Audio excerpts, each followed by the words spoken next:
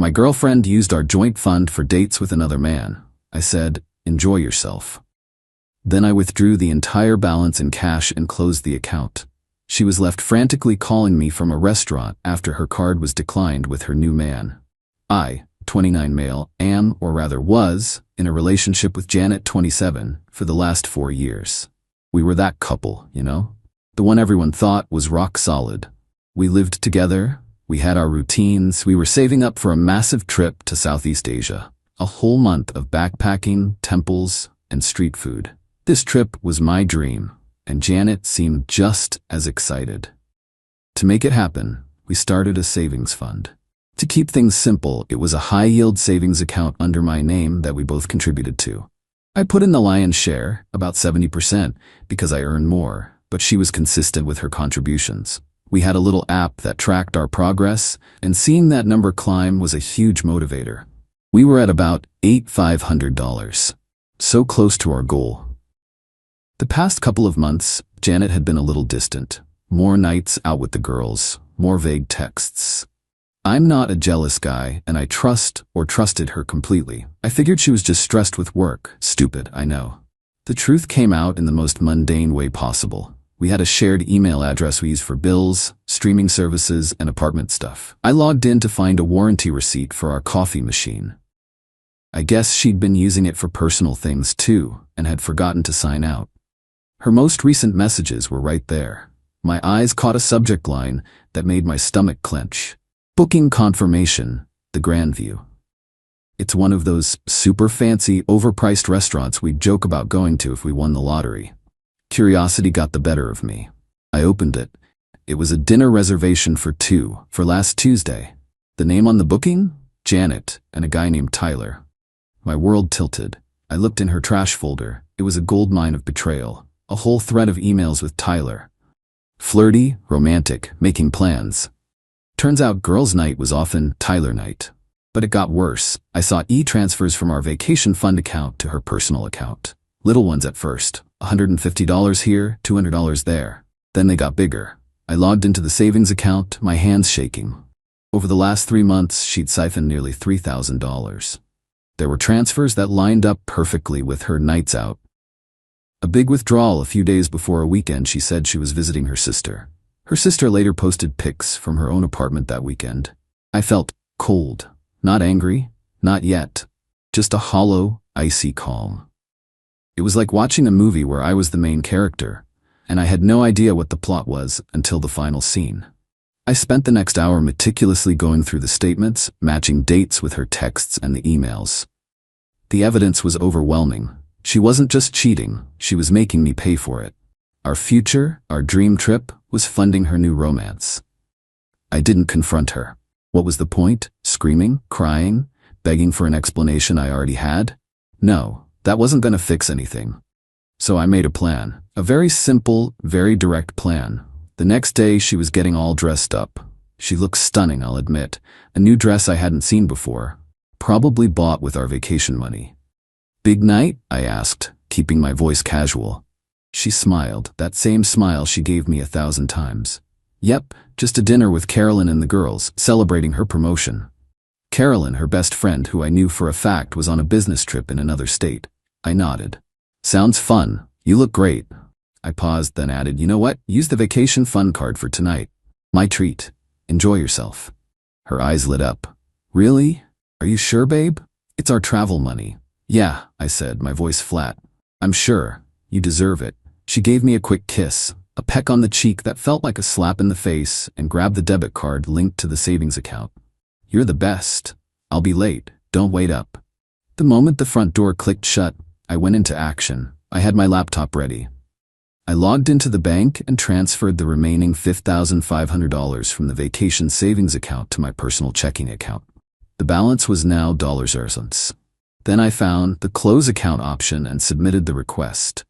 I knew it would take a day or two to finalize, but for all intents and purposes, it was done. Then I went to the bank. I withdrew the $5,500 in cash. All of it. I walked out with a thick envelope of $100 bills. It felt significant, tangible, the weight of my shattered future in my hands.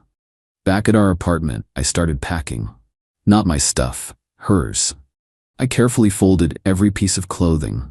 I boxed up her makeup, her books, her half of our shared life. I was methodical. I went through our filing cabinet and pulled out all my own sensitive documents, passport, birth certificate, social security card, and locked them in my briefcase. I stacked her boxes neatly by the front door. Around 9:30 p.m., my phone started buzzing. It was Janet. I ignored it. It buzzed again and again. Then a string of texts came through. "Hey, my card got declined. So embarrassing. Can you transfer some money over? Babe? Seriously, I'm stuck here. The bill is huge. Tyler's covering it, but this is awful. Why isn't the card working? The balance should be fine. Pick up your phone." "What is going on?" The waiter said the card was rejected. I finally picked up on the 8th call. Her voice was a high-pitched shriek. "What did you do?" The waiter came back with my card cut in half. He said the transaction was do not honor. Tyler had to pay for a $400 dinner. Everyone was staring. I let her finish. "The account has a zero balance, Janet," I said calmly. "I used the vacation fund. I just used it all at once. For my future, a future that doesn't include you."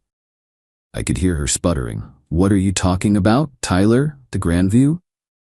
"And the little weekend getaway," I added. "And the shopping sprees." "I know, Janet. I know everything." The line went dead silent. In the background, I heard a man's voice, probably Tyler's, asking, "Is everything okay?" "I packed your things," I said, my voice steady as a rock. "They're by the door. I've already spoken to the landlord and paid the fee to have you removed from the lease. You have until the end of the month, Dermer. I'd suggest you find a new place to live. Maybe Tyler has a spare room." I hung up before she could respond. I blocked her number. I blocked her on all social media. Then I sat on my couch in the quiet apartment, the envelope of cash on the coffee table. The adrenaline was gone. Now there was just this vast, silent space where our life used to be. Update 1. It's been a week since what my friends are now calling the Great Transfer. The quiet in the apartment is deafening. But your comments, man, it helps. It really does. The fallout was immediate. The night it all went down, Janet started calling from blocked numbers. The voicemails were a roller coaster of hysterical crying and furious accusations. She called me a thief, a monster, a coward. The irony was apparently lost on her. The next morning, she went on a full-blown offensive with our mutual friends, crafting a narrative where I was a controlling, paranoid boyfriend who flew into a jealous rage and financially ruined her. I didn't engage publicly. Instead, I sent a single, concise text to a few of our closest mutual friends. "Hey, I know Janet has been reaching out. The savings account was in my name. I have bank statements showing she withdrew nearly $3,000 over the last few months to fund an affair she was having. I ended the relationship and removed the remaining funds. I packed her belongings and gave her until the end of the month to move out." I attached a single screenshot of an e-transfer memo, trip supplies. That's all it took. The narrative shifted. One friend, Aaron, called to apologize for ever doubting me. But the real drama came 2 days later. My doorbell rang. It was Janet, her new boyfriend Tyler, and her father, Dennis. Dennis, a big, imposing man who I'd always gotten along with, looked furious. "We need to talk," he boomed. "It became my business when you stole my daughter's money and threw her out." Janet started crying on cue. Tyler, the new boyfriend, puffed out his chest. "Look, man, you owe her that money. It's hers." The sheer audacity was stunning. I stood my ground in the doorway. "Dennis, I have bank statements. I have emails. She was cheating on me and using the money we saved to pay for it." Dennis, a logical businessman, paused. He looked from me to his sobbing daughter. "Show me," he said. "No," Janet shrieked. "It's private." I looked at Dennis. "I have nothing to hide, but not here. You and me can go to a coffee shop, alone." I looked pointedly at Janet and Tyler. "They are not welcome in my home." At the coffee shop, I laid out the facts. The emails, the transfers, the texts. He sat there for a long time, just staring at the phone screen. He looked older, defeated. "I'm sorry," he said finally, the anger gone. He paid for the coffee and left without another word. I got an unhinged email from Janet later demanding her half of the full $8,500. She said I owed her. I didn't reply. I just forwarded it to her father with no comment. The next day, a large cargo van was outside the apartment. Janet and Tyler were there, loading her boxes. They didn't even look at me. The entitlement was gone, replaced by a sullen, bitter silence. Now I have to figure out what to do with a quiet apartment and a future I have to rebuild from scratch. Update 2. Hello again, Reddit. I thought with Janet moved out, that would be the end of it. How naive I was. About a week after she moved, I started getting letters from a shady strip mall law firm threatening to take me to small claims court for unlawful seizure of joint assets. I knew it was a bluff. The next escalation was far more serious. I came home from work last Thursday to find a bill in my mailbox. It was from a high-end furniture rental company for over $2,000. The delivery address was Tyler's condo. The name on the account? Mine. My blood ran cold. This was no longer just about betrayal, it was fraud. And I realized how she'd done it. A few weeks before I found out, she'd been organizing our filing cabinet. She must have taken photos of my driver's license and other documents then. The premeditation of it all made me feel sick. She had a backup plan to furnish her new life, and I was going to pay for it one way or another. This is where I stopped being calm. This is where I got angry. My first call was to the furniture company's fraud department. I explained the situation, filed a report with them, and sent them the number for the police report I had just filed online for identity theft. They were incredibly helpful and immediately launched their own investigation. My second call was to a friend of mine, Jerry, who is an actual, competent lawyer. He drafted a blistering cease and desist letter to the strip mall attorney, informing him that his client had engaged in criminal fraud and that any further contact would be met with a formal complaint to the state bar. Then Jerry gave me an idea. A beautifully simple, perfectly legal, and utterly devastating one.